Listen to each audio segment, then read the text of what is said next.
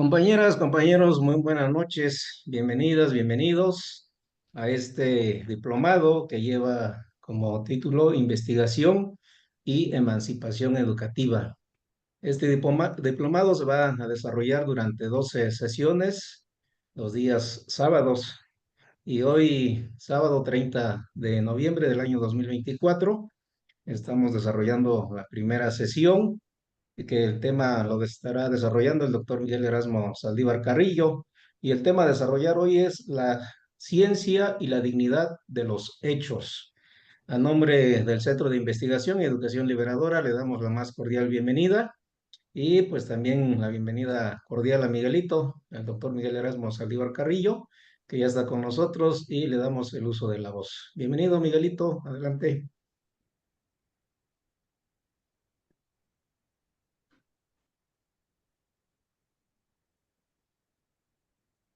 Está cerrado el micrófono, Miguel. Gracias, bienvenidos y buenas noches a todos los camaradas que se encuentran por acá por la sala para comenzar este curso. Es una hermosa palabra, la palabra camarada. Está en femenino para los que tienen algún problema con eso y también se incluyen a los hombres y a todo el mundo. Camarada es una palabra que, como por ahí decía, está más allá de las razas, más allá de los géneros, más allá de las orientaciones sexuales. Camarada es una palabra que significa que el otro es también un revolucionario, un luchador por la justicia. Entonces, la única condición para ser camarada es estar en la búsqueda de la conciencia crítica y de la emancipación de cualquier ser humano oprimido en la tierra, y ya es un camarada. Por eso me gusta, es una palabra que tenemos que reivindicar. Vamos a desarrollar un diplomado sobre investigación, ciencia y emancipación. Los que están por primera vez, aquí la lógica es que ustedes tomen nota en la medida que yo voy explicando. Se graban las sesiones, se les comparten. Y en el caso que haya PowerPoint, yo también se los comparto. El tema de hoy está montado en un PowerPoint, pero yo no me voy a mover por el PowerPoint, sino que me muevo, ya saben, por la estructuración lógica que ya tengo en mente. Y después les comparto el PowerPoint para que ustedes estudien. Lo primero de lo que quiero que partir, como vamos a hablar de ciencia, voy a tratar de descolonizar la ciencia, como nos invita Dussel, descolonizar la ciencia en dos direcciones fundamentales. Primera dirección. A lo largo del curso yo me voy a referir a la ciencia desarrollada en Europa. Newton, Galileo, Kepler, Descartes, Leibniz, etc. Pero no quiero que se vaya a quedar con la idea de que la ciencia nace en Europa. Entonces, el primer punto que quiero descolonizar es ¿dónde nace la ciencia? Esa pregunta, ¿dónde nace la ciencia? Eso que llamamos ciencia. ¿Dónde nace?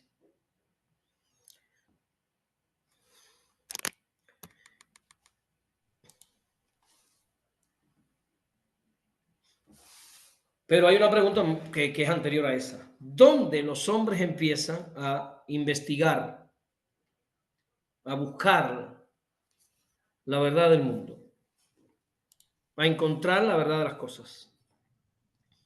¿Dónde, Rosa y Cela? Lo primero que voy a decir, después ustedes lo pueden discutir con sus maestros en la universidad, algunos no estarán de acuerdo, es que el hombre es, por esencia, un ser epistémico, un ser indagador. Los animales también indagan, también buscan.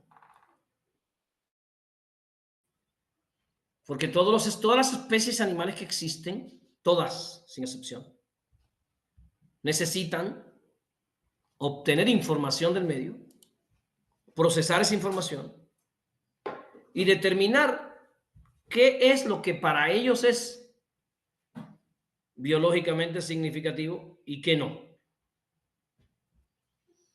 O sea, los herbívoros buscan, exploran, buscando alimentos. Y los carnívoros buscan y exploran buscando alimentos.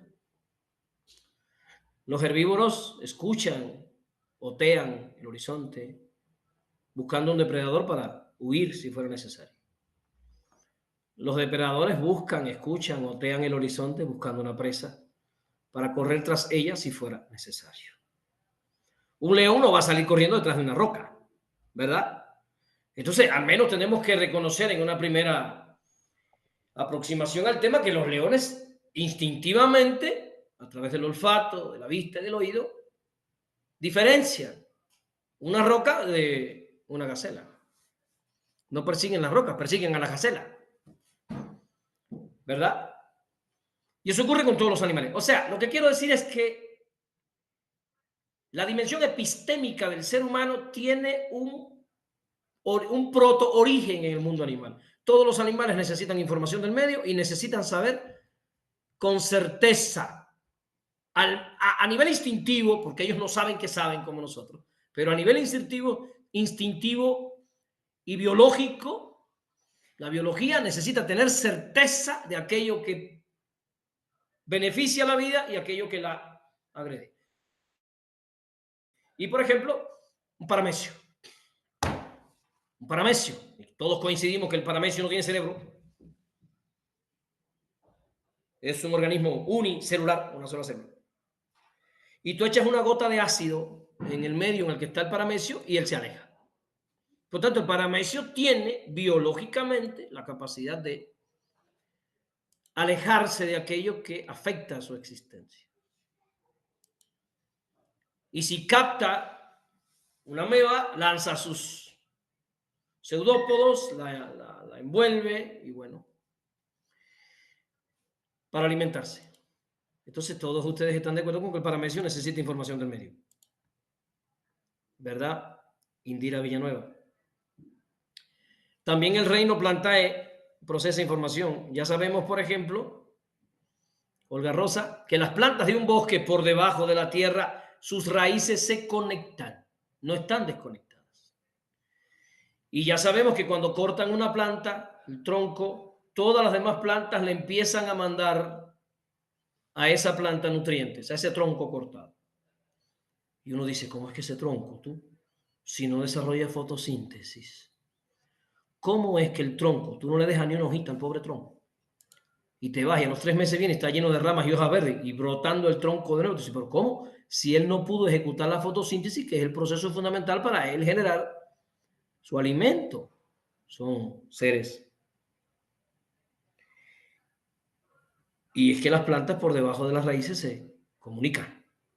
Voy a usar la palabra comunicación, que no es correcta. Vamos, no digamos comunicación, pero no, para evitar aquí la exageración. Digamos que ellas intercambian información a nivel biológico, no estoy diciendo psicológico, a nivel biológico.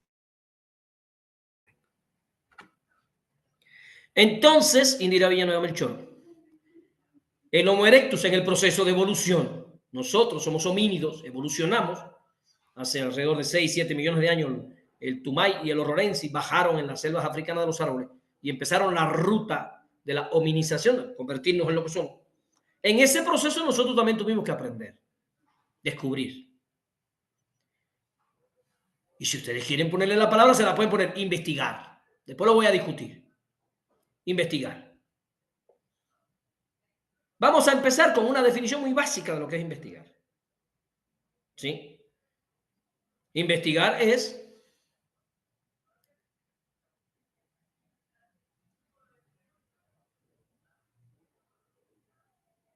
en primer lugar procesar información del medio para usarla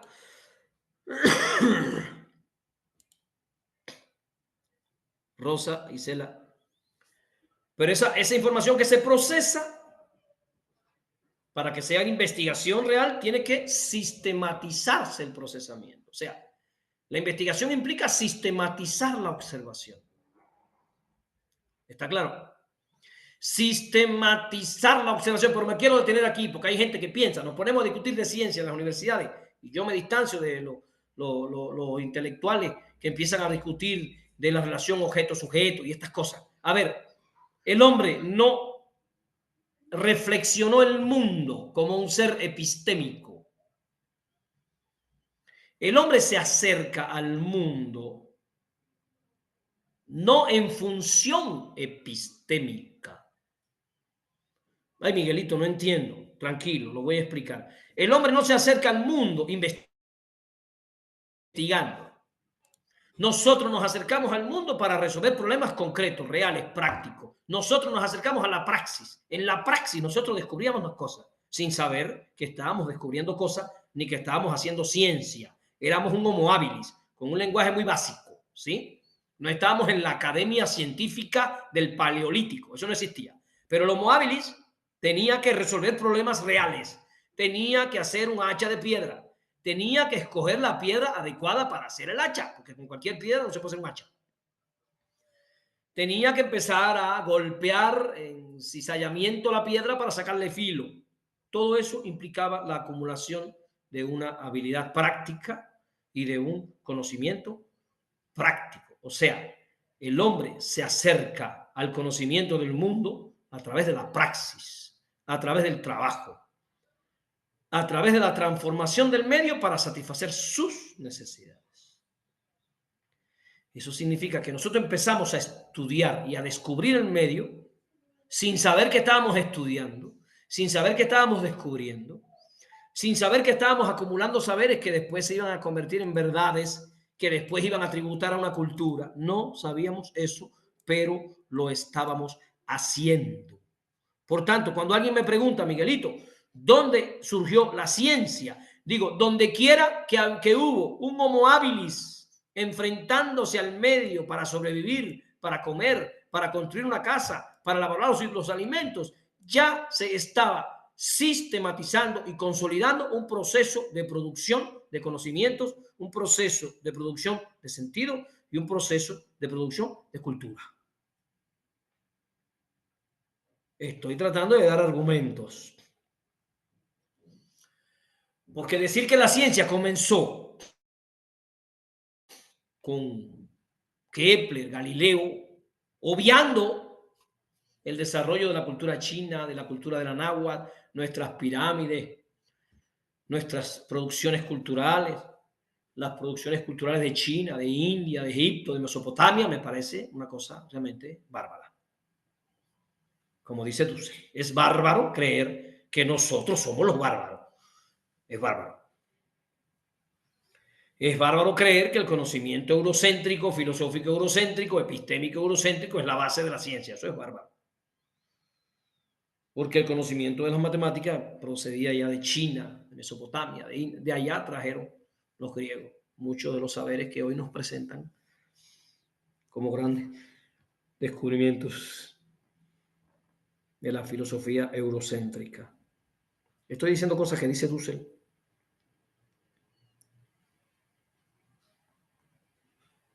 Entonces, ¿dónde nace la ciencia? ¿Por qué nace la ciencia? ¿Cuál es el fundamento de la ciencia? La praxis. La necesidad del hombre de descubrir las propiedades del mundo para poder poner esas propiedades en función de la satisfacción de necesidades humanas. Ay, profe, y eso de satisfacción de necesidades humanas, ¿no le parece a usted un poco como que, no? Antropocéntrico. Pues sí. ¿Qué tú crees? ¿Que nos desarrollamos como Homo sapiens pensando en las lagartijas? No, nos desarrollamos como Homo sapiens trabajando para el beneficio de nuestra especie. Eso de la protección del medio ambiente llegó después, con la elevación del conocimiento del hombre a la reflexión de tipo filosófico, la reflexión de tipo medioambiental, la reflexión de tipo ética, estética, aparecen cosas.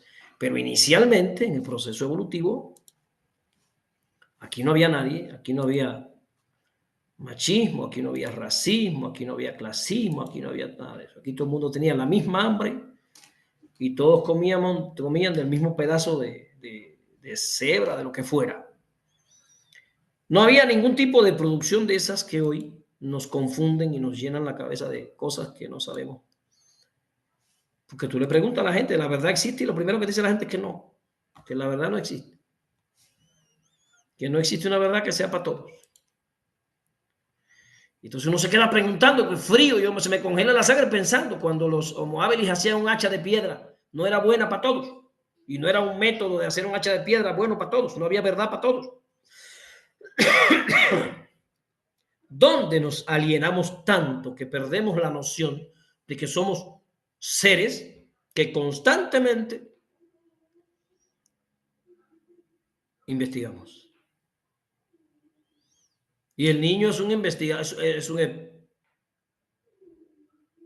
un investigador por naturaleza.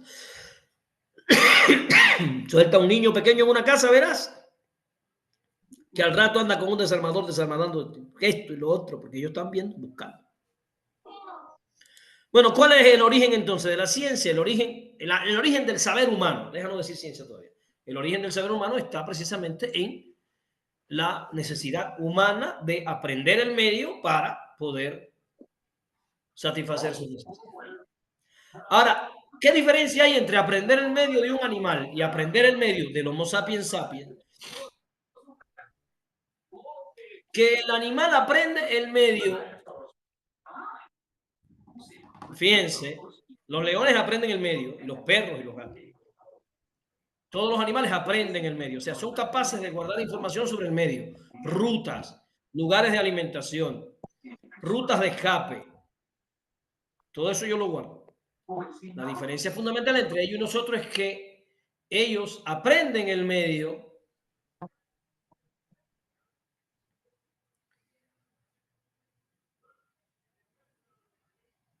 sin desligarse del medio mismo, sin poder separarse del medio mismo. Ellos son el ecosistema. Nosotros aprendemos el medio distanciado del medio. Y eso que nos distancia del medio, nosotros le llamamos conciencia. Nosotros estamos en el ecosistema, pero distanciados porque nos distancia la conciencia del ser, la conciencia de yo ser. Y esa conciencia de yo ser genera una individualidad que al menos en el ego parece que estoy distanciado de lo demás. Sabemos que no. El ombligo que nos liga a la Pachamama es indestructible, no se puede cortar. Entonces, lo primero que quería desmitificar es esto, el origen de la ciencia. El origen de la ciencia no emergió de la cabeza genial de un Kepler, Galileo, Newton, no. El origen de la ciencia está en la necesidad humana de aprender el medio para poder construir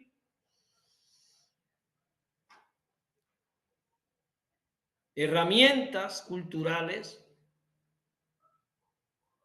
productos culturales para la satisfacción de sus necesidades.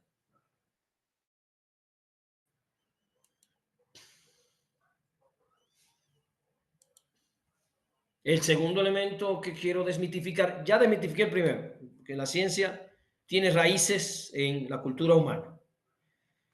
Lo que pasa es que llegando a cierto momento, la ciencia se convierte en lo que voy a explicar después, en eso de Newton. Lo segundo que quiero desmitificar es el distanciamiento que muchos defienden entre la ciencia y las otras formas del saber humano. No hay una línea divisoria definida entre ciencia y empiria. No hay una línea divisoria entre lo que es ciencia y lo que es conocimiento empírico. Ambas se tributan una a la otra, intercambian información. De hecho, la ciencia es un árbol que emerge de una semilla sembrada en la empiria, en el conocimiento empírico, en los procesos de producción naturales del ser humano. La ciencia es un árbol cuyas raíces están enterradas en las formas básicas del saber humano. La ciencia no es un salto cuántico. La ciencia es el producto de la maduración del conocimiento humano por siglos y siglos y siglos.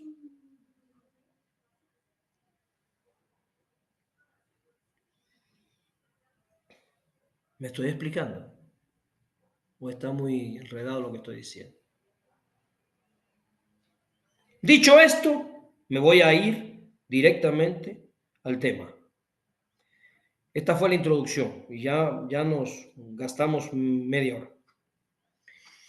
Vamos al tema. El hecho científico o el hecho. La ciencia y la dignidad de los hechos. Estamos en la época de la posverdad, en la época de la mentira flagrante. Usted pone a Trump a hablar y Trump te va diciendo 10 mentiras, 3 manipulaciones y medias verdades. Él no te dice nada cierto. Y pones a Televisa y lo mismo, a TV Azteca y lo mismo. Pones los periódicos y es lo mismo, lo mismo, lo mismo, lo mismo, lo mismo. Y ya el hombre no sabe distinguir aquella producción de la mente de los hechos. Por eso hoy voy a empezar nuestro diplomado hablando de los hechos. ¿Qué son los hechos? Y la dignidad de los hechos. La dignidad de los hechos. Son muy dignos y hay que recuperar los hechos, por favor, en las discusiones. Hechos.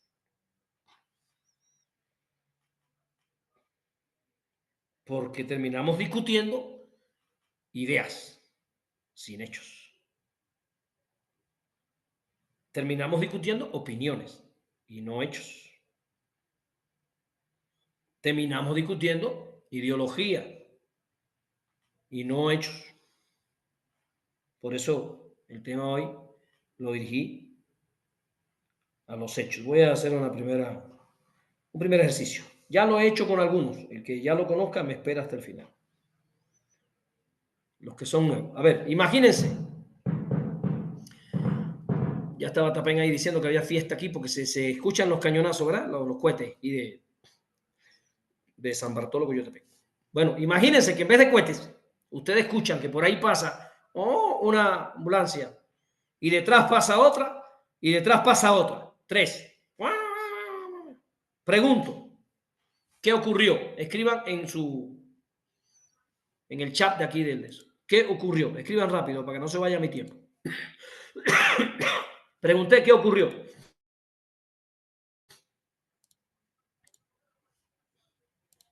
¿Qué ocurrió? Escriban lo que se le... Un accidente. Muy bien, un accidente. Muy bien, un accidente, un accidente, un accidente. Un maratón. Ah, está bien. Un accidente, un maratón, un accidente. Sigan, un accidente. Accidente, accidente, un maratón, un accidente, un maratón. Un accidente, un accidente. Un hecho trágico. Bien, ya está bueno. Ya, porque ustedes me van a matar de un infarto. Bien. Yo pregunté qué ocurrió. Yo no pregunté qué tú piensas que ocurrió. Pero como estamos, todo el mundo salta a lo que piensa, no a lo que yo pregunto. Yo pregunté qué ocurrió. ¿Qué fue lo que ocurrió? No hubo ningún maratón. No hubo ningún accidente. ¿Qué ocurrió? ¿Qué cosa tú puedes ir y asegurar en un jurado? ¿Qué puedes garantizar que ocurrió? A ver, ¿a quién se atreve? ¿Qué ocurrió? Pasaron las ambulancias, se está acercando. Se está acercando. Pero no, tampoco. Eso sigue siendo tu idea. Que pudo haber sido un vecino con una grabadora jugando una jarana. Lo que ocurrió fue que escuchamos el sonido de las ambulancias. Fíjense qué fácil es irse de los hechos a lo que yo pienso de los hechos y además asegurarlo. Fíjense qué fácil podemos estar discutiendo incluso con nuestra pareja, que miró para la esquina y en la esquina daba cosa que estaba una señora ahí, nalgotota, y usted a pellizco y a bronca, ¿por qué le estaba mirando la cola a la vecina? Eso es lo que usted piensa que él estaba haciendo. Eso no es lo que él estaba haciendo. Usted no puede asegurar eso. Pero nosotros inmediatamente nos vamos de los hechos. No, nosotros no respetamos la dignidad de los hechos. Ni respetamos siquiera el rigor de la racionalidad. Nosotros brincamos y nos ponemos a asegurar que si cantó Gorrión en la mañana y canta precioso, pues Dios existe. Y tú siempre, porque tú lo sabes. Mira ese amanecer, mira esos gorriones, mira esas águilas en el cielo. ¿Cómo sea posible? Sí. Pero ¿cómo es que tú das un brinco tan grande? ¿Cómo es que tú te saltas toda la racionalidad para irte a discutir cosas que tú piensas, pero que no son? Entonces, el tema hoy es los hechos.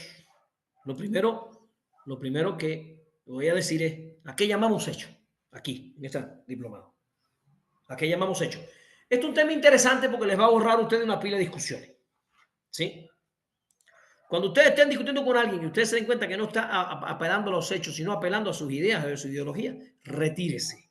Que nadie nunca sacó nada positivo de discutir con cerdos. No, no vale la pena. No vale la pena. O sea, si no va a haber hechos en la discusión, usted retírese. Porque ahí no hay ninguna verdad posible. Ahí todo lo que hay son lo que yo pienso, lo que yo quiero, en lo que yo creo, lo que yo quisiera que existiera, lo que a mí me enseñaron que existe desde chiquito. Entonces la discusión ya se va no tiene nada que ver con la realidad. Con la realidad. Entonces voy a empezar. ¿Qué son los hechos? Pudiéramos decir. El hecho es un suceso. Y voy a decir varias cosas que después se van a explicar. El hecho es un suceso singular. Eso es fundamental. Singular, observable, medible, enunciable, constatable. Fíjense todo lo que dije. El hecho es un suceso singular, observable, medible, enunciable, constatable. Cuando digo observable, no significa que tú no tengas que ver con los ojos. ¿Sí? Porque tú no puedes ver un electrón con tus ojos, pero observas el rastro de un electrón en una película fotográfica producida en un ciclotrón. ¿Sí? Porque hay observación directa y hay observación indirecta. Eso lo podemos discutir después, ¿no?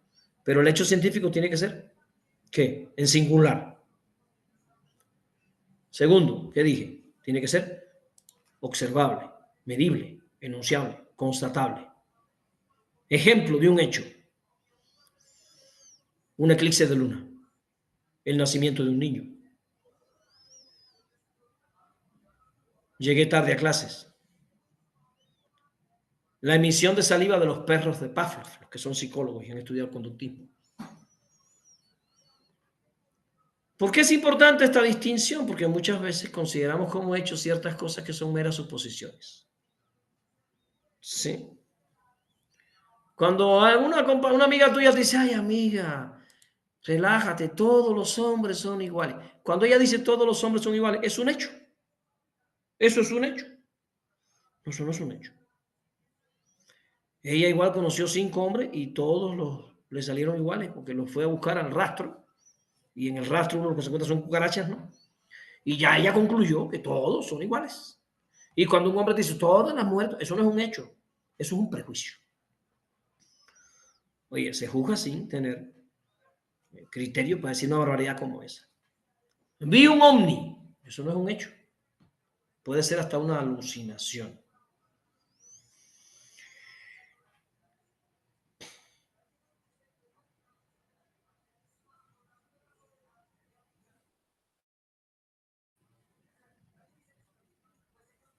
O sea, no, tenemos que diferenciar los hechos de las creencias. Incluso voy a decir algo.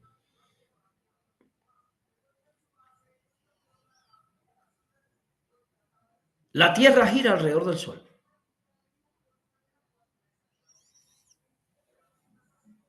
Eso no es un hecho. Eso es una conclusión científica. Porque nadie tiene esa experiencia. La experiencia de que la Tierra gira alrededor del Sol no la tenemos. Primero porque la Tierra se mueve con muy aproximadamente un MRU y no tenemos la percepción del movimiento porque al ser constante, movimiento rectilíneo uniformemente constante, el reposo y el movimiento constante, MRU, son equivalentes físicamente. No me voy a tener que explicar eso porque los voy a complicar, pero consideren que estamos en un tipo de movimiento que es imposible determinar si estamos en reposo o nos estamos moviendo. No tan así, si hay algún físico por aquí que me disculpe, estoy dando una diplomado para muchachos que no estudiaron física. Porque alguien va a decir la fuerza de Coriolis, Miguelito, no me voy a poner yo a... En definitiva, lo que quiero que quede claro es que cuando yo digo que la Tierra gira alrededor del Sol, eso no es un hecho, eso es una conclusión científica. O sea, Por supuesto que lo acepto como una conclusión. Porque, como dije, el hecho tiene que ser medible, enunciable, contrastable, ¿no? Todas estas cosas que dije. Entonces, en definitiva, en la vida cotidiana no nos podemos distinguir un hecho de una creencia, desgraciadamente. Existen hechos de muy diversas naturalezas. Voy a poner ejemplos. Una manzana se cayó de un árbol, gravitó hacia el suelo. Eso es un hecho físico. Se produjo una explosión al mezclar dos sustancias químicas. Eso es un hecho químico. El maestro del diplomado tiene el cabello blanco. Pues es un hecho biológico. Yo tengo mi pelo bastante blanco. Juan tiene manía por coleccionar sellos. Eso es un hecho psicológico. O yo diría, Donald Trump miente sistemáticamente. Eso es un hecho psicológico. Digo que es un hecho porque se puede probar que miente sistemáticamente. ¿Sí? Que quede claro. Yo tengo que poder probar el hecho. Contreras Mendoza. Si no lo puedo probar, no es un hecho. Está claro, ¿verdad? Porque el hecho tiene que ser contrastable, dije ahorita. Y esto es fundamental. El censo de tal año, de 1990, no sé, detectó que el 25% de los encuestados manifestó pertenecer al percentil C5. Eso es un hecho sociológico. Napoleón invadió Egipto, hecho histórico. Benito Juárez fue presidente de México, un hecho histórico. Benito Juárez fue el mejor presidente de México. Eso no es un hecho. Eso es una conclusión. Y tendrías que darme los argumentos en los que te basas para concluir eso. ¿Sí? Eso es una conclusión, no es un hecho. Benito Juárez se enfrentó a la invasión francesa con éxito. Eso es un hecho.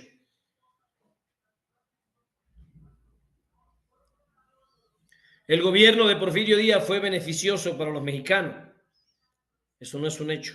Eso es una conclusión y la tienes que probar. ¿Con qué? Rosa Isela, con hechos. Por eso nosotros decimos que el gobierno de Porfirio Díaz fue un desastre para México y ponemos nuestros hechos.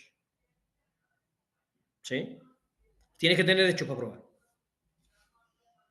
Me vas a decir, el gobierno de AMLO fue maravilloso para México. Eso es una conclusión. Eso no es un hecho. Lo tienes que probar. Tienes que argumentar la conclusión. ¿Con qué? Con hechos. Los gobiernos neoliberales fueron un desastre para México. Eso no es un hecho. Eso es una conclusión. ¿Y la tienes que argumentar con qué? Con hechos. Carlito tiene dificultades en la comprensión lectora. Eso no es un hecho, maestra, es una conclusión. Y tienes que argumentarla con hechos. En esta escuela hay problemas en la formación de valores. Esa es su opinión, esa es una conclusión. La tiene que sustentar en hechos. Si usted dice que hay problemas en la formación de valores, yo voy a preguntarte como tribunal en qué hechos te basas para decir eso. No, pues que yo lo veo, yo trabajo ahí. O sea, tú ves que hay problemas de valores. Eso no se ve. ¿Cómo que no lo veo, doctor? No se ve, hija, eso es una conclusión. Las conclusiones no se ve. A las conclusiones se llega con el razonamiento, no con los ojos. Es que llegan tarde. Sí, tú lo que ves es que llegan tarde. No hacen tarea. Está bien, pero ahora tienes que decirme cuántas observaciones hiciste, a cuántos sujetos observaste, Porque me estás hablando de una escuela de 250 niños y me estás diciendo que hay problemas de valores. Me tienes que hacer una observación. Tienes que convertir eso en un acto racional para que tu conclusión esté sostenida en hechos. No es porque se te ocurra a ti venir a decir aquí que hay problemas de relaciones personales porque sí, porque la gente me trata mal o porque la gente no me mira bonito. No, porque igual estás neurótica y no te tratan mal, pero tú piensas que te tratan mal. No lo digo como ofensa para nadie, lo estoy diciendo para que empecemos a racionalizar la diferencia que hay entre lo que yo creo que es y lo que es. Profe, ¿y qué diferencia hay entre lo que yo creo que es y lo que es? Que lo que es se basa en hechos. Y lo que yo creo que es, pues, a saber, en mis prejuicios, como dijo Fox, a trabajar huevones. Nos llamó huevones, eso no es un hecho. Eso es un prejuicio de Fox, no se basa en nada, porque este país, como yo he dicho muchas veces, come 3 veces al día, porque los campesinos se levantan a sembrar la tierra, no se levanta precisamente Vicente Fox, nos moriríamos de hambre, pobre, si dependiéramos de Fox para comer. Entonces, a los que él llama huevones son la gente que realmente hace las casas, las calles. Entonces, lo que quiero que se den cuenta es que a veces expresamos ideas pensando que están sustentadas.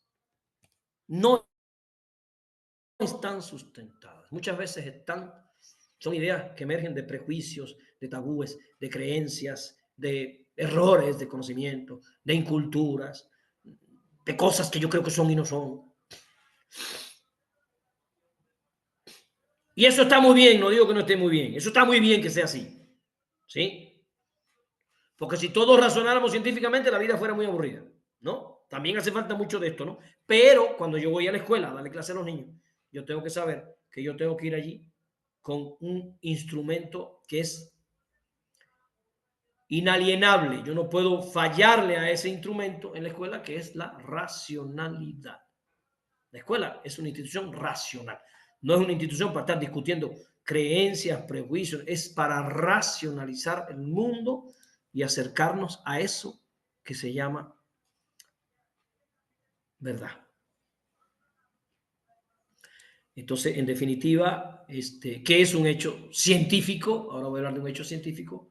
Bueno, un hecho científico es un suceso singular, observable, medible, enunciable y constatable, como ya les dije. Pero le agregamos, ahorita dije, lo voy a repetir, ahorita yo había dicho, un hecho es un suceso singular, observable, medible, enunciable y constatable. Ahora digo que un hecho científico es un suceso singular, observable, medible, enunciable y constatable, pero agrego, porque es científico, que sirve como base para formular un problema o para construir o verificar una hipótesis o una teoría científica. Que sirve como base para formular un problema, construir o verificar una hipótesis o una teoría científica. De hecho, pueden poner ahí ya como una de las conclusiones más importantes del día de hoy, que uno de los elementos más importantes para la ciencia, no el más importante, sino uno de los más importantes para la ciencia, es el establecimiento de hechos. Hechos.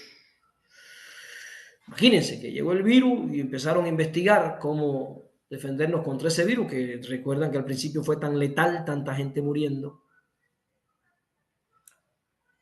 todos preocupados. Bueno, no todos estaban preocupados, ¿eh? No, hubo gente que lo pasó muy relajadamente. Y nos ponemos a investigar una vacuna para el virus, con Cuba, por ejemplo, en mi tierra, ahí en Cuba, los invito a que vayan a Cuba, ahí el país de mi sueño. En Cuba hicimos 5 vacunas, pero no hicimos 5 vacunas apelando a ver, levanten la mano los que estén de acuerdo con esta vacuna. Pues no. ¿En qué tenemos que basarnos para hacer una vacuna? En hechos. ¿Sí? El conocimiento de los virus, conocimiento del COVID, de todos los familia de las gripas, todas esas cosas. Y después se tuvo que diseñar un experimento para que esa vacuna se pasara varios filtros para que se le pudiera aplicar a los seres humanos. Porque no. ¿Qué está haciendo la ciencia cuando hace eso? racionalizando sus conclusiones. Está acopiando hechos para poder, de la base del estudio de esos hechos, pasar a la conclusión de que esa vacuna cura el virus con un 95, un 92% de probabilidades. Siempre hay un por ciento de probabilidad que está fuera. O sea, que te la van a poner y te va a dar el virus y te vas a morir de todas maneras.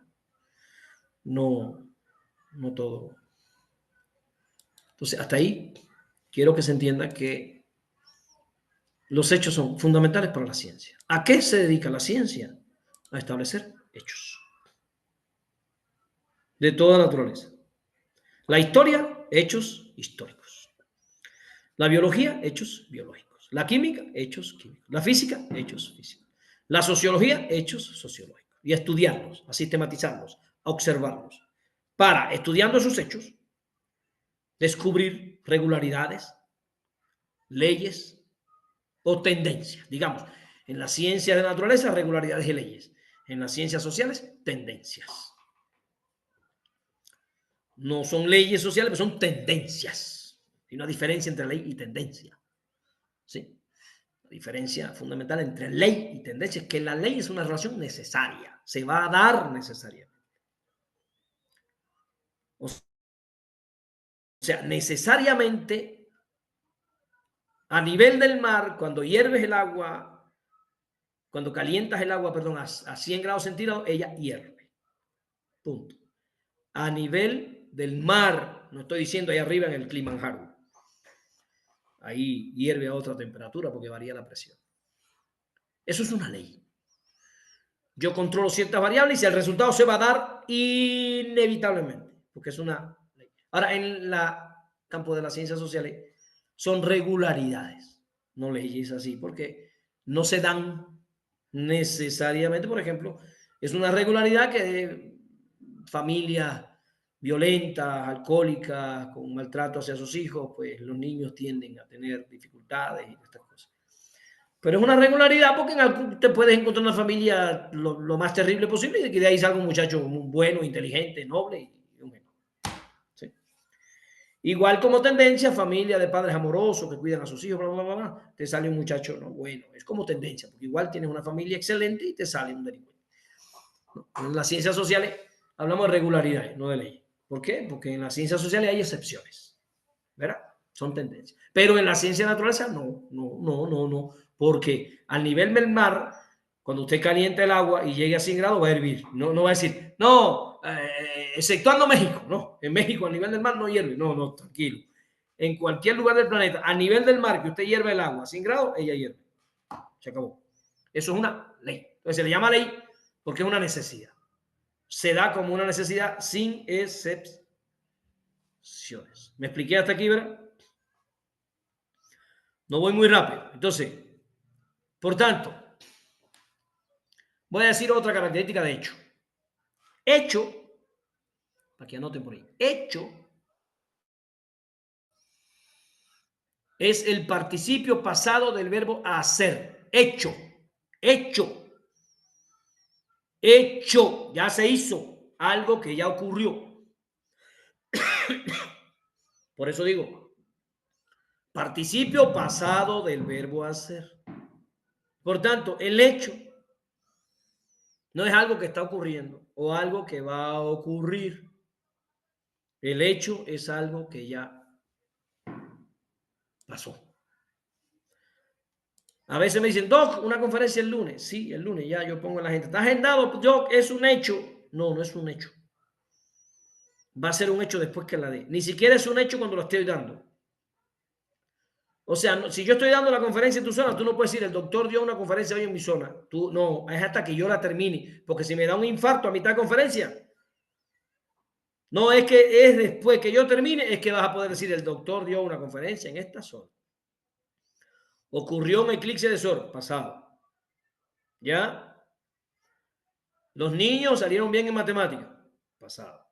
Por tanto, los hechos son en pasado. En presente son procesos. Está ocurriendo un eclipse de sol. Eso no es un hecho. Es un proceso. ¿Sí?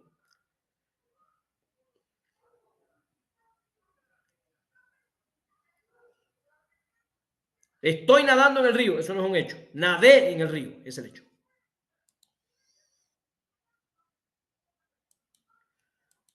Eso nos mete en un problema, porque si tú dices que en la escuela hay problemas en la formación de valores, lo tienes que probar. ¿Con qué? Con hechos.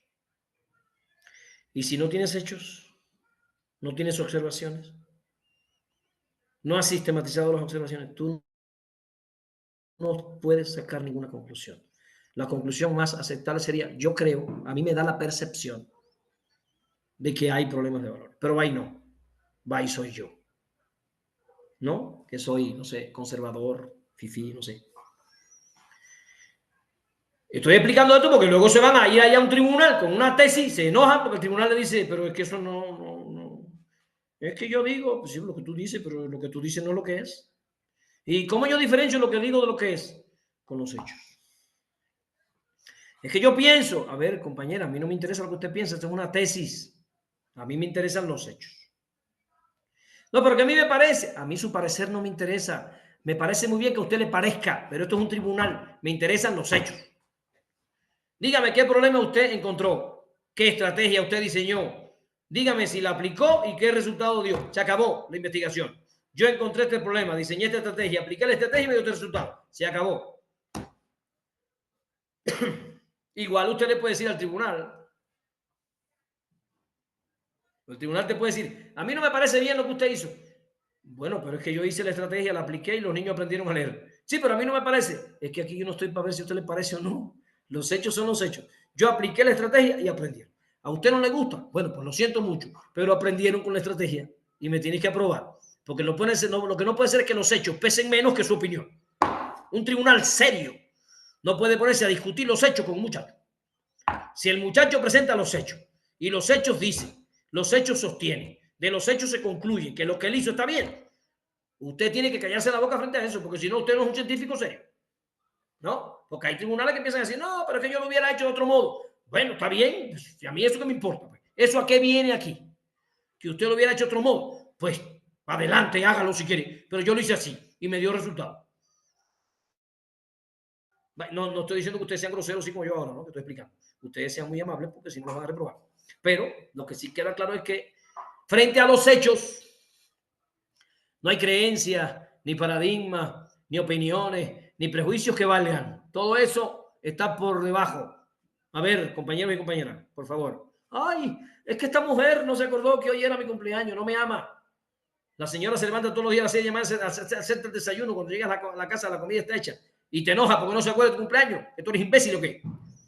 O sea, ella tiene problemas de memoria, pero eso no significa que no te ama. Los hechos es que ella te ama. ¿Por qué? Porque se pasa la vida trabajando para que tú estés ahí disfrutando la existencia triste que te dio Dios y todavía te quejas porque la señora no se acuerda que es tu cumpleaños.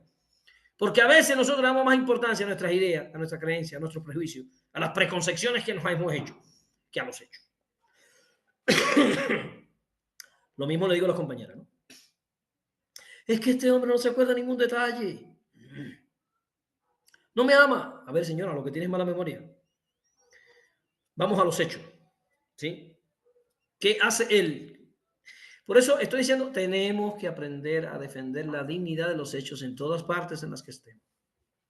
Los hechos. Entonces voy a seguir, porque me falta todavía bastante. Entonces, el hecho no es algo que va a ocurrir. El hecho es algo que ocurrió. ¿Está claro? O sea, yo digo, por ejemplo, el año, por aquí vienen acá rato tocándome la puerta los testigos. Me dicen, el año que viene va a ser el fin del mundo. Eso no es un hecho. Eso, en todo caso, es una profecía. Y tenemos que diferenciar la profecía. Incluso vienen y me dicen, en tal año va a pasar el cometa Halley. Eso no es un hecho, eso es una predicción. Ay, profe, y la predicción y la profecía no es lo mismo. No, no es lo mismo. La profecía se basa en nada. La predicción se basa en hechos científicos. O sea, cuando yo predigo que va a ocurrir un eclipse, eso no fue que yo dormí y se me ocurrió. Ahí están las leyes de Kepler, los estudios, se sabe en qué día, a qué hora van a ocurrir los eclipses en 1000 años. Y eso se sabe. Eso es predicción. La predicción se basa en leyes, en teorías, ¿no?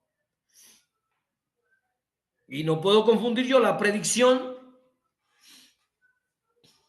con la profecía. Las profecías se basan en creencias, en profetas, en cosas que viene gente, no, que el mundo se va a acabar. Pues ya, para que se acabe la discusión, anoten todos ahí, el mundo se va a acabar, para que se acaben ya. Y eso no es una profecía, es una predicción, se va a acabar. Ay, Miguelito, ¿por qué dices que el mundo se va a acabar? Bueno, porque el sol va a morir y cuando el sol, bueno, no va a morir, el término morir no se aplica al sol. No, ay, se murió el sol, no, no es así. Pero se va a transformar ya sea en una gigante roja o en una nana blanca y en ambos casos se va a tragar la tierra y aquí no va a quedar pollo con cabeza. Todo el mundo se va junto con la transformación del sol. Por tanto, sí, el mundo se va a acabar. No hay que esperar tal vez a que pase tantos años, lo vamos a acabar nosotros, estamos acabando con el medio ambiente, estamos a punto de una guerra nuclear, probablemente nosotros acabemos el mundo antes. No. Pero estoy explicando esto para que diferencien la profecía de la predicción. ¿Sí?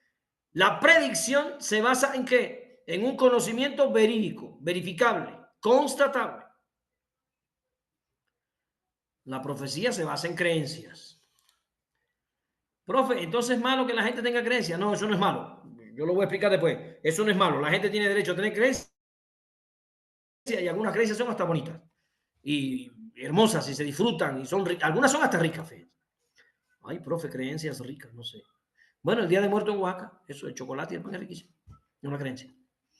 Porque la creencia viene con todo lo que la cultura ha ido construyendo en torno a la creencia. Entonces las creencias no son malas, muchas de ellas son parte de la identidad, son buenas, son necesarias, son importantes, son parte de lo que somos, son carne de lo que somos. No nos gustaría que desaparecieran algunas de las creencias que tenemos, ¿no? Hay mucha gente que cree en Dios y dedica su vida a eso y dedica su vida a hacer el bien y gente bondadosa y eso es parte de lo que, y eso es muy bueno, es muy bueno. Aquí yo no estoy discutiendo con las creencias, ese tema lo vamos a ver después. Solo estoy diciendo que tenemos que aprender a diferenciar una profecía de una predicción. ¿Sí? La profecía se basa en creencias. No hay ningún elemento que la sostenga. Sin embargo, la predicción, cuando es una predicción que está basada en la ciencia, como los eclipses, pues, por supuesto, está sostenida en un conocimiento, además, un conocimiento corroborado, ya probado. Hasta aquí, vamos entonces. Un hecho, dije en el principio, un hecho es un suceso. ¿Sí? Un hecho es un suceso. Una mesa no es un hecho, una mesa es una mesa. O sea, tenemos que aprender a diferenciar el objeto del suceso. ¿Sí? Una piedra es un objeto. Una piedra que cae de un risco y le cae encima a Miguelito y lo mata es un suceso. Murió Miguelito, una piedra se cayó. Es un suceso. ¿Sí? Por tanto, un suceso sería la conjunción de un objeto y un proceso, una propiedad, una característica, ¿verdad? Dos automóviles que chocan. Es un suceso, es un hecho. Entonces, entender entonces que para que el hecho ocurra, no solo hace falta el suceso, sino que hace falta que ocurra en un determinado lugar y en un espacio de tiempo. Esas son tres características de los hechos que deberíamos no olvidar. Los hechos ocurren siempre en un momento y en un lugar.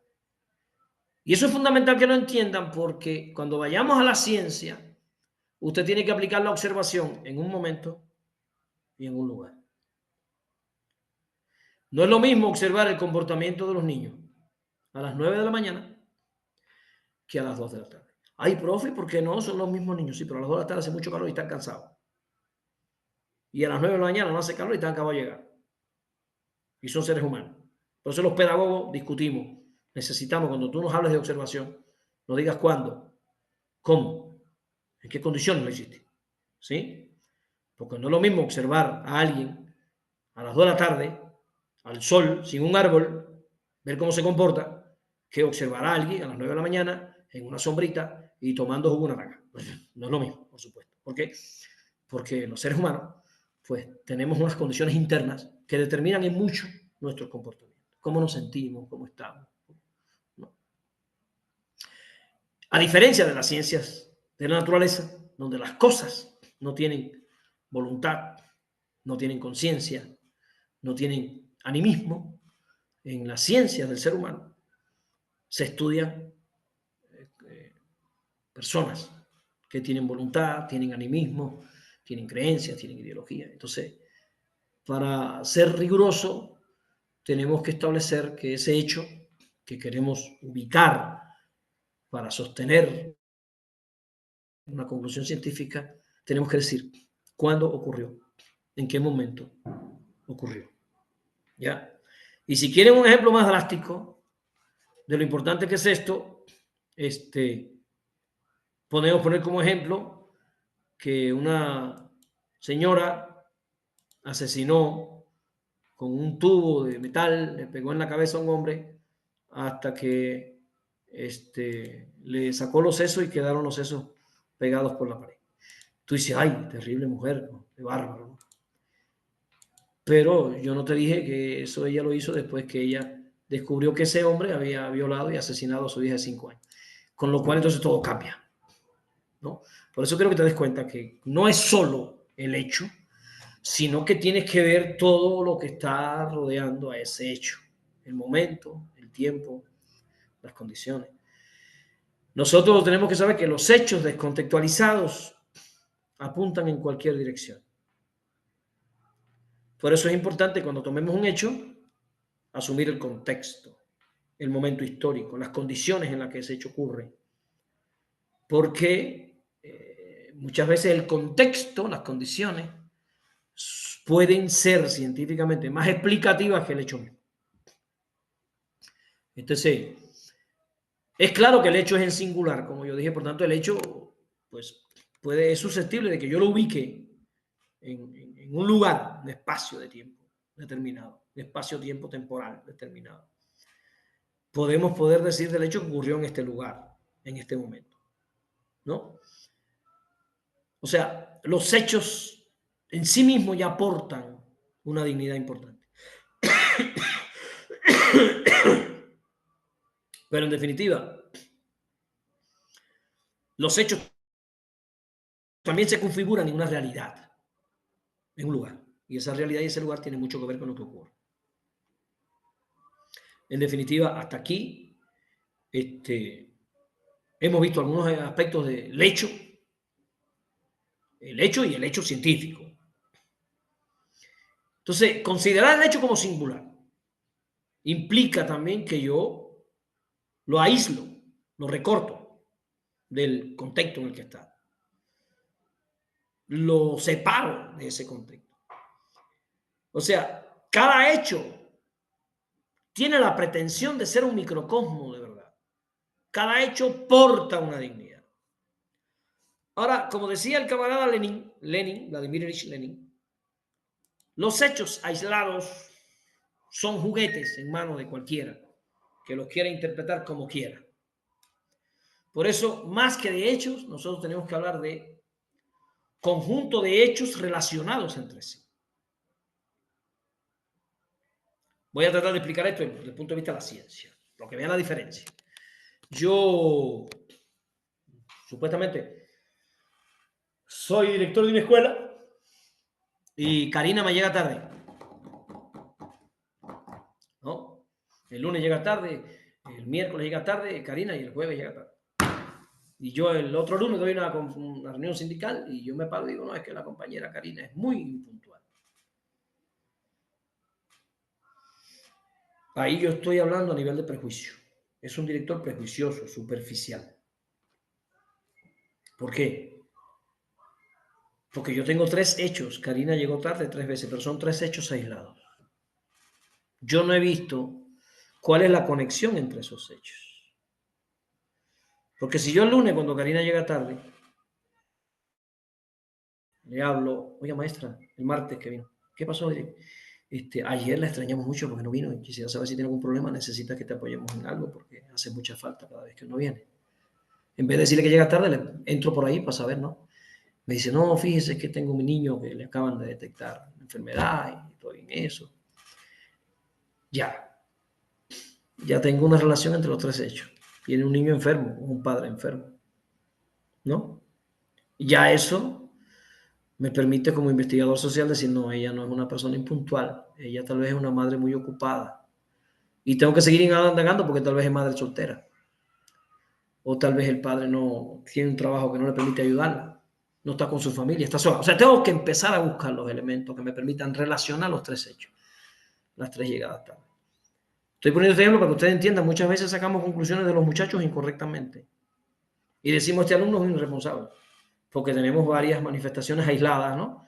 No hizo tarea aquí, hizo esto, pero tú no te has puesto a buscar la relación entre esos hechos, tú no te has puesto a indagar, ¿no? Hacer un ACR, como dicen en Oaxaca, un análisis crítico de la realidad, implica buscar la relación entre los hechos, no empezar a sacar conclusiones así por arribita, ¿no? Como decir, esta niña tiene problemas de comprensión lectora. ¿Y por qué? Porque mira lo que pasa en el aula. Cuando te pones a indagar, entonces en la casa, en una familia pobre que no tienen libro, la mamá trabaja para la calle, es mamá soltera, con 4 hijos, hace tortilla. Cuando ven las condiciones, dice, no, ella no es pobre. Ella lo que tiene es una condición económica que, vaya, de suerte que vino a la escuela y que habla. Porque si esa niña tuviera otras condiciones, tal vez leyera una maravilla, no tuviera problema de comprensión lectora. Entonces el problema de comprensión lectora de ella no es de ella, sino que viene de las condiciones sociales, históricas, ambientales, económicas. Por eso aquí quiero detenerme. Los hechos hablan, pero tengo que buscar el sistema de hechos, relacionarlos, contextualizarlos, hacer un estudio para ver cómo esos hechos se encajan unos con otros, para yo entender lo que está pasando. Entonces ahí te das cuenta entonces que los hechos se unen para formar entonces una explicación, para darle paso a una teoría. Y para eso yo tengo que lograr que los hechos se relacionen, buscar el trasfondo, buscar el contexto, buscar las condiciones, ¿no? Yo tengo una maestra que me llega todos los días enojada. Digo, qué mal carácter tiene esa, siempre está enojada. Esa es tu apreciación subjetiva, superficial, banal, de director fifí. Porque hasta la Biblia dice, no juzgues por apariencia, chica madre. Eso significa que cada vez que a ti alguien te parezca que es un arrogante, atravesado, investiga, tú no sabes lo que hay detrás. Tú no sabes el problema que tiene esa mujer en su casa. Tú no conoces la cruz que carga cada quien. Y muchas veces la gente va manifestando las llagas de la cruz que carga y no realmente lo que son. Por eso estoy diciendo, nosotros que trabajamos con niños, con maestros, tenemos que estar muy claro que los hechos son fundamentales. Recuperar la dignidad de los hechos. Pero es más importante recuperar los hechos en su relación. Los hechos en el contexto en el que se están dando.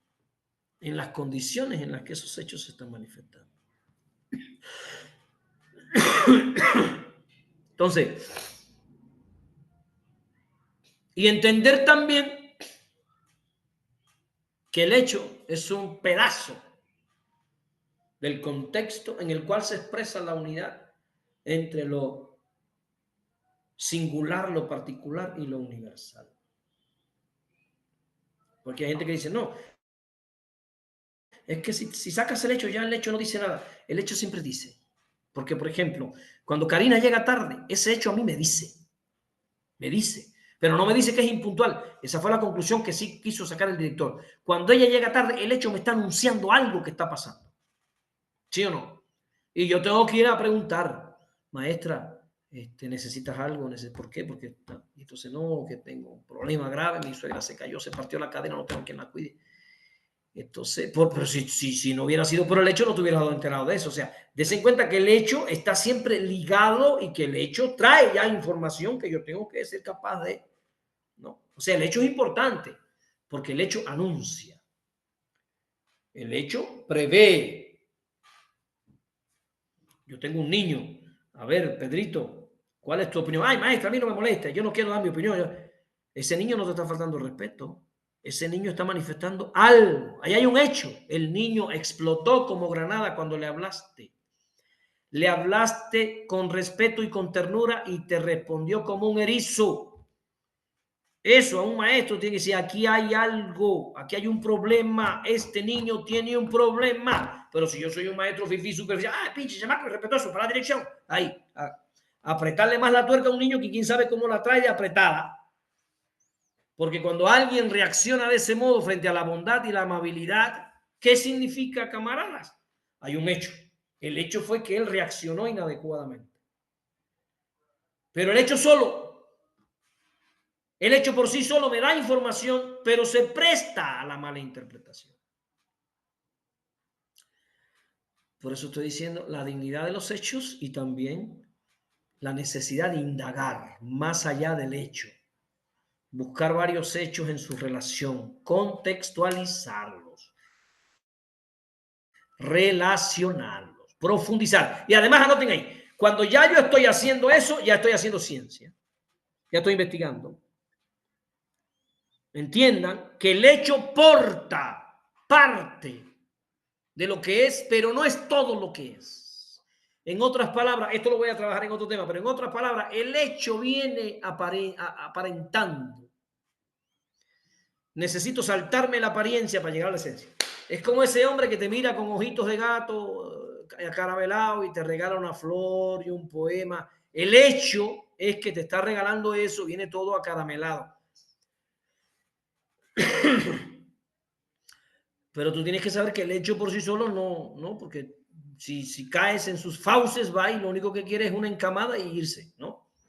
Entonces, tú no puedes pensar que el hecho ya, ay, que se está muriendo por mí, mira cómo me escribe, güey, todos los días me habla por la mañana. Bueno, es que no podemos pasar de la apariencia a las conclusiones. No podemos pasar literalmente de los hechos a las conclusiones. Necesitamos el hecho contextualizarlo, estudiarlo, relacionarlo con otros hechos, porque igual te fuiste a su casa y estás en el sofá con él, en el manoseo, como yo he dicho en otras ocasiones, y llega la madre que lo parió a él cargada de bolsa y él no se para a ayudar a su mamá. Eso te está mandando información y es un hecho. Él no se paró a ayudar a la madre que lo parió a cargar las bolsas. Eso es un hecho. Que si tú lo analizas bien, después te va a traer consecuencias muy importantes, porque si no se para con su madre, ¿por qué se va a parar contigo si tú no lo pariste? Tú nomás que te acostaste con él. Estoy explicando todo esto para que ustedes se den cuenta que en el proceso de construir la racionalidad necesitamos los hechos. Porque no podemos andar por ahí sacando conclusiones en base a lo que se nos ocurre. Necesitamos los hechos, pero los hechos no bastan. Los hechos hay que estudiarlo, hay que contextualizarlo, hay que relacionarlo, hay que buscar el sistema de hechos, hay que sistematizar las observaciones. Bueno, eso lo vamos a ver más adelante, pero yo hoy quiero o quise comenzar con este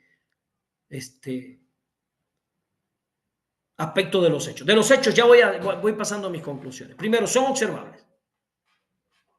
Lo recuerdan, ¿verdad?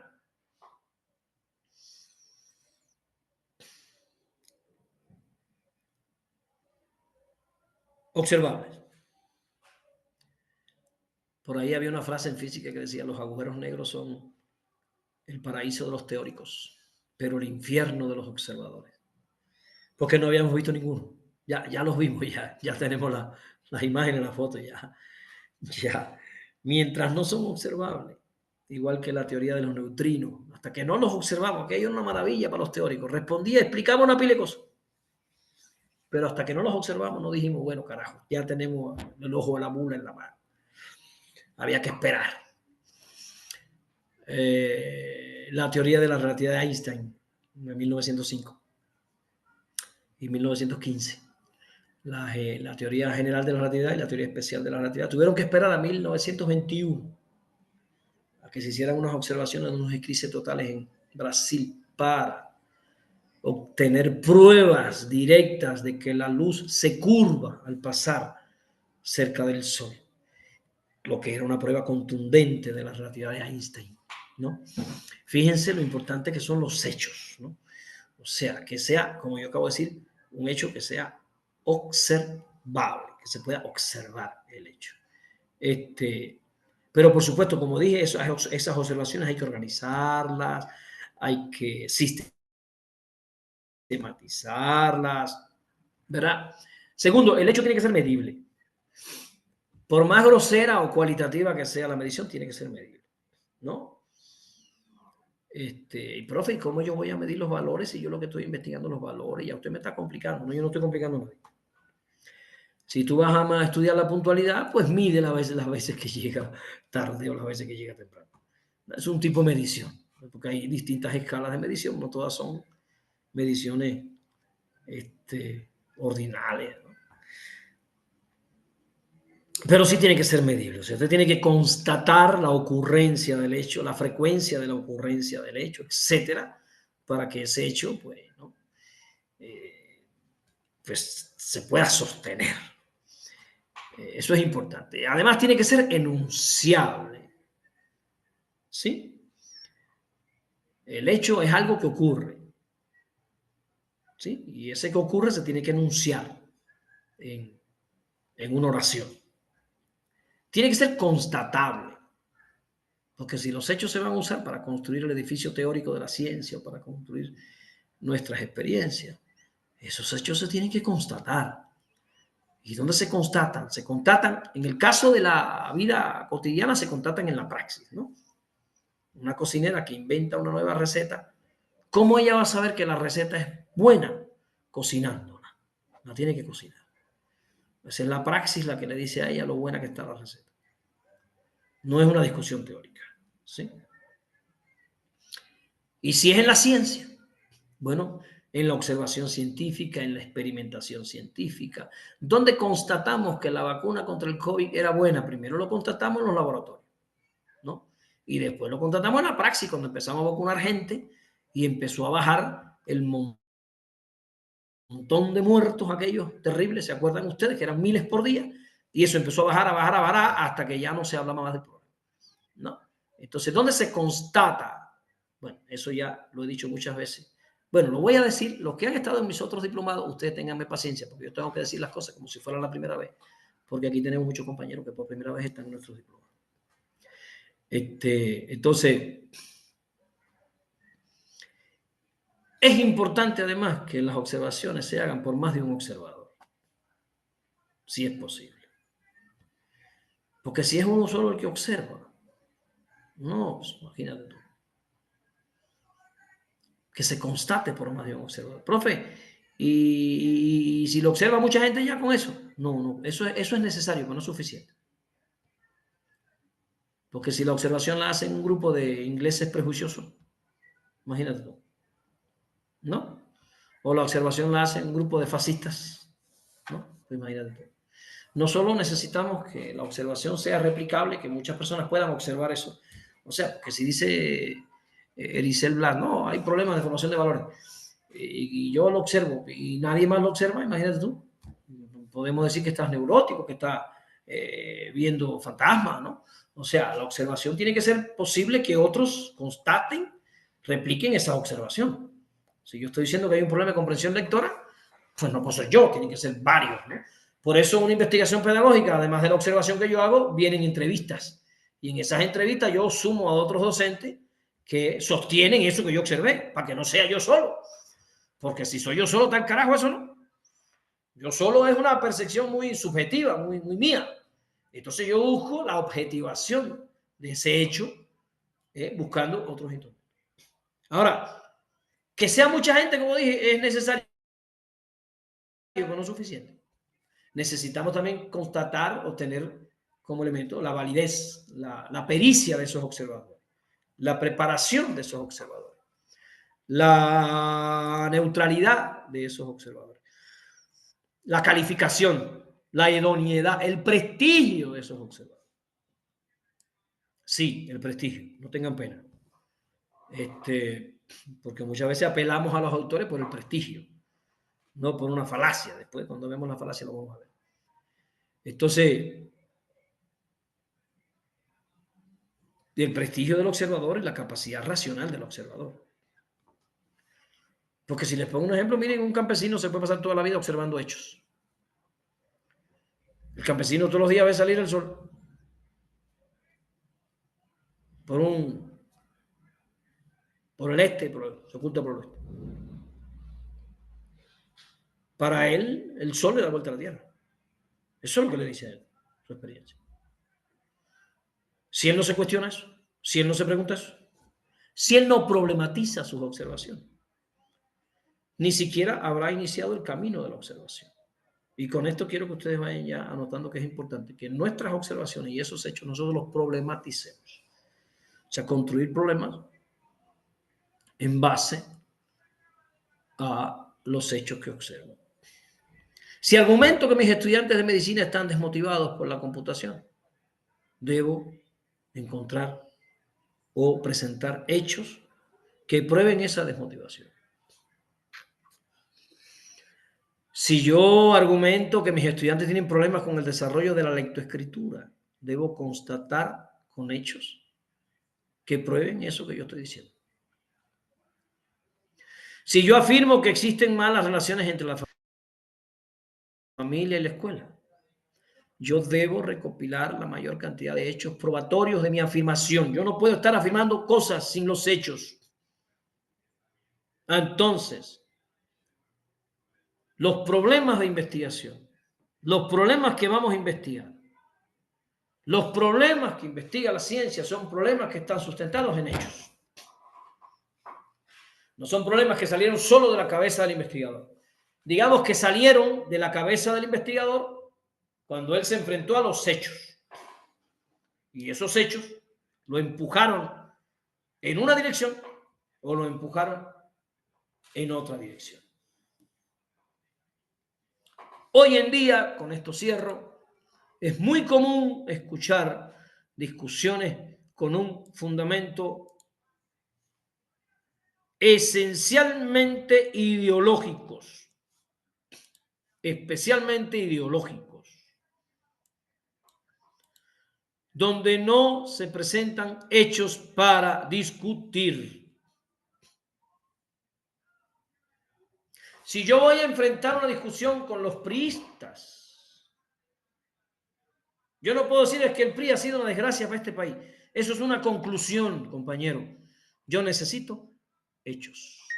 Yo tengo que estudiar los procesos de privatización y yo decirle, ustedes privatizaron la banca, privatizaron la producción de azúcar, privatizaron la producción de fertilizantes, ustedes privatizaron los ferrocarriles, después hicieron el FOBAPROA, ustedes privatizaron la producción de acero, vendieron las si Carta 1 se la vendieron a una industria india y después los indios vendieron un molino que había en el almacén de la fábrica y vendieron el molino más caro que lo que pagaron por toda la industria. Para que vean si ustedes son unos corruptos. Entonces yo tengo que buscar hechos. Y cuando Trump dice que va a sacar a los mexicanos porque en Estados Unidos el problema son los migrantes, él no presenta hechos, él habla solo ideología, tonterías estúpidas y banales de alguien que no sabe lo que está diciendo. ¿Sí? Él no tiene datos duros, él no presenta datos de lo que dice, él solo dice y dice y dice. ¿Te das cuenta que es un hombre mintiendo todo el tiempo, diciendo medias verdades?